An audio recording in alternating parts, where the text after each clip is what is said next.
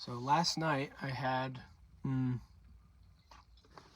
bit of an existential. This is not alcohol, by the way. This is just mineral water. I had a bit of an existential crisis, and I might just share some writing from last night on here in like video form. But that feels like a whole another relevant topic going on currently. But today feels relevant to talk about can you be grateful and still sad? And can you feel blessed but still unhappy? And I think the answer is absolutely yes. Abso-fucking-lutely yes. I have dealt with anxiety and depression, mainly anxiety, for about 10 years now. And having been told a number of times that I just need to cheer up, that I could have it so much worse, that's probably one of the worst things that you could say to somebody who's going through something. Because not only does it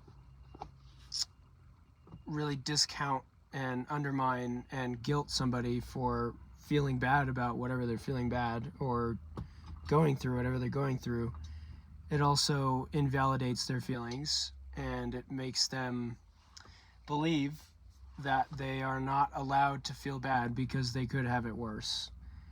And that's probably, hopefully, well known enough. And I think it could be argued that it could go the other way, that it could go both ways, and that there's people happier than me, so I shouldn't be happy.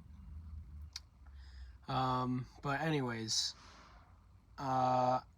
it's something that I have struggled with for a long time, obviously, because I've been told a number of times, like, you could have it so much worse. Why aren't you happier? Like, check your privilege. And while I feel like there is relevance and a right and wrong time to say those things, it's very rare that saying those things or thinking that way is the right time. Because, like everything, it's good in moderation. And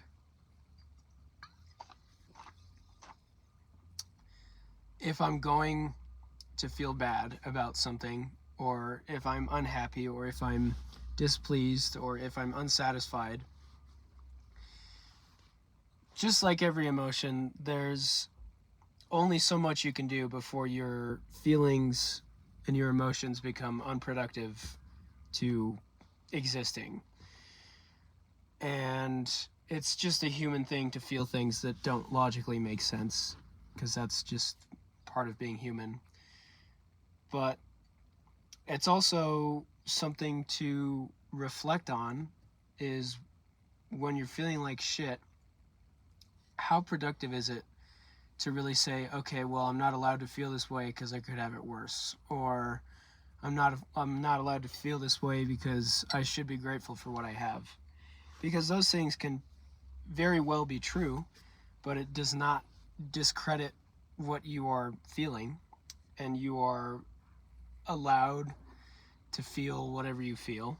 And sometimes, and I don't know, maybe I shouldn't even say sometimes, just what you're going through is valid, and there are times where you can be productive about it and say, okay, I'm feeling like shit, but I am also thankful for so and so. And I really think that's ultimately what people mean when they say, why don't you just cheer up, or you should be more thankful, is genuinely there are people who are, I would say, objectively suffering worse.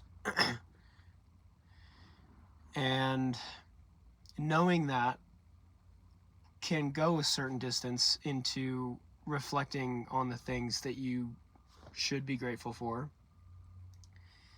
But to use that as a device to make somebody feel bad or to try and just change their mind like that is honestly just really stupid and very inconsiderate. And I understand that sometimes it's hard to understand. But yeah, I guess, I don't know, just something for, if I ever watch this back, something I need to get better at doing, because I'm going through a lot right now. And every part of me wants to agree with every voice that's I've heard legitimately before. But also every voice is trying to tear me down and just make me an unproductive mess. Is just, yeah, like, I am not doing okay, but also stop complaining, stop whining. You could have it so much worse. And it's just not, there's no point to allowing myself to feel that way for longer than I need to. And I think it goes the same way with a job, with a relationship, whether it's romantic or platonic, or if it's family or friends or whatever.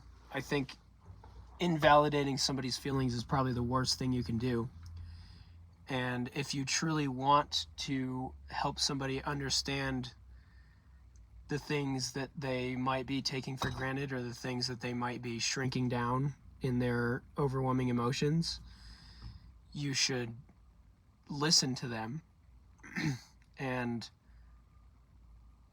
allow them to feel whatever they're feeling and comfort them. And obviously there's certain cases where, I don't know, people just actually are whining and like saying, I don't know, I feel like specifics are, that's a different topic. But like saying, oh, I don't want to get up and go to the fridge because the food is in the back of the fridge and I don't want to get it out of the back of the fridge. Like, that's a whole different thing. But I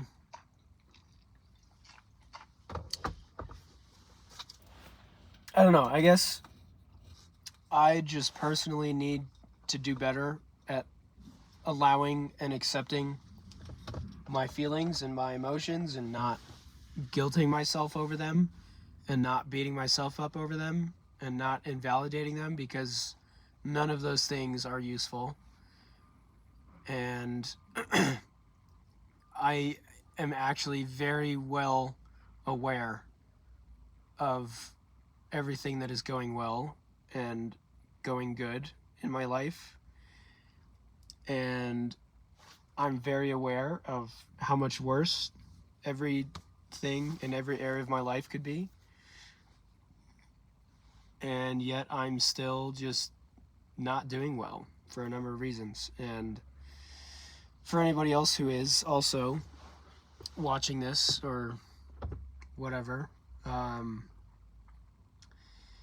just learn to just let go. And when you feel like this, doing this is not helpful. Like, feel this, know that this is valid and okay for whatever reasons they are, and just allow it, and then you can start to release and breathe. And things might not be any better, because it's not like anything has changed, none of the problems have changed, but at least now you're allowed to feel. So yeah, I don't know, there's some stuff going on at work that has got me reflecting on this whole topic, and obviously everything going on personally. But I just thought that was a relevant subject, and probably a good journal for today, for whenever I look back on it. But yep, you know the drill, my 10 minutes is up, so I gotta go back to work. And until next time, or until whatever video I post next, hopefully I want to share more that's not this, like I was saying. But anyways, take care and peace.